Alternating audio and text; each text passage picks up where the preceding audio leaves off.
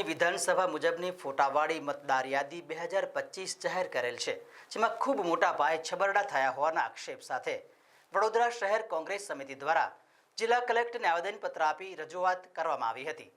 વડોદરા શહેર તથા જિલ્લાની વિધાનસભા મુજબની ફોટાવાળી મતદાર યાદી 2025 જાહેર કરેલ હોય, જેમાં ખૂબ મોટા પાયે છબરડા થયા હોવાના આક્ષેપ સાથે વડોદરા શહેર કોંગ્રેસ સમિતિના પ્રમુખ ઋત્વિજ જોશી અને વિપક્ષ નેતા ચંદ્રકાંત શ્રીવાસ્તવની આગેવાની હેઠળ કોંગ્રેસના કાર્યકર્તાઓની ઉપસ્થિતિમાં જિલ્લા કલેક્ટર અનિલ ધામેલિયાને રજૂઆત કરાઈ હતી કે વડોદરા શહેર તથા જિલ્લાની વિધાનસભા મુજબની ફોટાવાળી મતદાર યાદી 2025 જાહેર કરેલ હોય અને આ મતદાર યાદી રાજકીય પક્ષને આપવામાં આવેલ છે।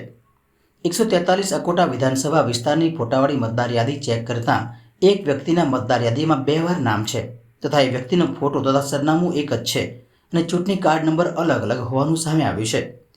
વડોદરા શહેર તથા જિલ્લાની કુલ 10 વિધાનસભાની બેઠકોના મત વિસ્તારમાં એનઆરઆઈ મતદારો તથા મયત થયેલા મતદારો તથા પ્રધાનમંત્રી મુખ્યમંત્રીઓની યોજના હેઠળના તમામ આવાસોમાં ઘરનું સ્થળાંતરવાળા મતદારો માટે અનુક્રમે મતદાર યાદીમાં નામ કાઢવા તથા ઉમેરવા એટલે કે ઘરનું સ્થળાંતરવાળા મતદારોના સરનામા મુજબ દાખલ કરવામાં આવે।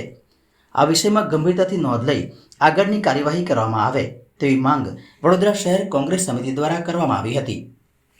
વડોદરા મહાનગરપાલિકાની ચૂંટણીને લગભગ 4-5 મહિના બાકી છે અને ફ્રી એન્ડ ફેર ઇલેક્શન થાય એવી કોંગ્રેસ પાર્ટીની માંગણી છે।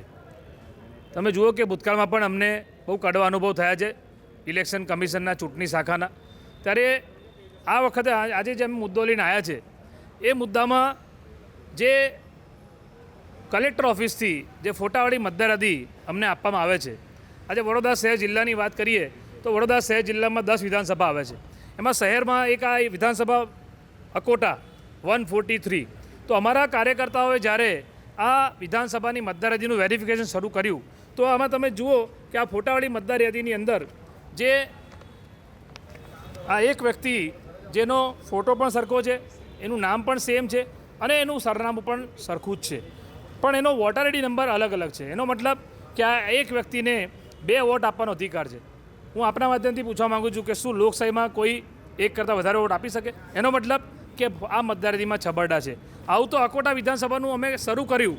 આજે શહેર જિલ્લામાં 10 વિધાનસભા આવે છે, બીજી વિધાનસભાની મતદાર યાદીમાં હવે છબરડા નહીં થયા હોય એની શું ખાતરી છે? માટે વડોદરા શહેરના કલેક્ટરશ્રીને આવેદનપત્ર આપ્યું છે કે અમને એમની પર વિશ્વાસ છે કે ફ્રી એન્ડ ફેર ઇલેક્શન કરાવશો। કોર્પોરેશનની ચૂંટણી આવવાની છે, હજુ સુધી અમારી પાસે કોર્પોરેશનની મતદાર યાદી હાથમાં આવી નથી। જે કોર્પોરેશનમાં જે વ્યક્તિ ચૂંટણી શાખાના અધિકારી બેઠા છે એમની જવાબદારી છે કે રાજકીય પક્ષોને મતદાર યાદી પહોંચાડવાની, તો હજી એ મતદાર યાદી પણ અમને પહોંચાડી નથી। તો અમે આ મતદાર યાદી પર તો અમે કામ શરૂ કર્યું અમારા કાર્યકર્તાઓએ, પણ એ વોટર લિસ્ટ પણ અમારે જોવાનું છે, કારણ કે આ મતદાર યાદીમાં બીજા છબરડા એવા છે કે જે લોકોના મૃત્યુ થયેલા છે એવા લોકોના પણ નામ છે, જે લોકો સ્થળાંતર કરી દીધું હોય, એક જગ્યાએથી બીજે રહેવા જતા રહ્યા હોય અથવા ગુજરાત રાજ્યની બહાર જતા રહ્યા હોય એવા લોકોના પણ નામ છે।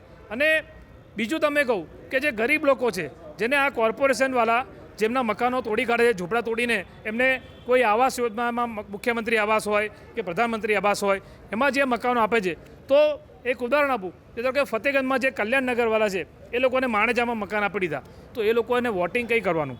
તો એવા લોકો માટે પણ સુધારણા કાર્યક્રમ શરૂ થાય। અમે કોંગ્રેસ પાર્ટી અગાઉ 18 માર્ચે ત્રિમાસિક સુધારણા ઝુંબેશ કાર્યક્રમ થવો જોઈએ એ અમે લેખિતમાં રજૂઆત કરી છે। આ ઓગસ્ટ મહિનો ચાલે છે, માર્ચ, એપ્રિલ, મે, જૂન, જુલાઈ, ઓગસ્ટ 6 મહિના થઈ ગયા, અમારા આવેદનપત્રને કોઈ ધ્યાનમાં રાખીને કશું કાર્યક્રમ કરવામાં નથી આવ્યો। આજે ફરી અમે કીધું છે કે આ ત્રિમાસિક સુધારણા કાર્યક્રમ જાહેર કરો અને કોઈ પણ વ્યક્તિ વોટથી વંચિત ના રહી જાય એવું આયોજન કરવામાં આવે।